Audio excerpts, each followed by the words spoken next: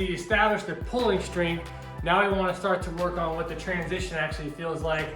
So keep your false grip position, walk your toes out.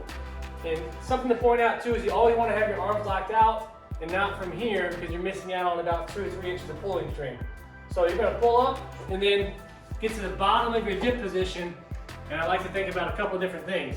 Think about ripping your shirt off and then nose to toes. So shirt, nose to toes. Pull, nose to toes. And notice when I'm getting here, I'm landing in the bottom of the dip position. I'm not trying to get to the top or anything like that.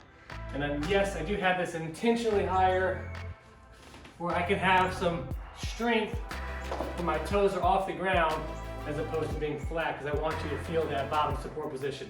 That's step 2.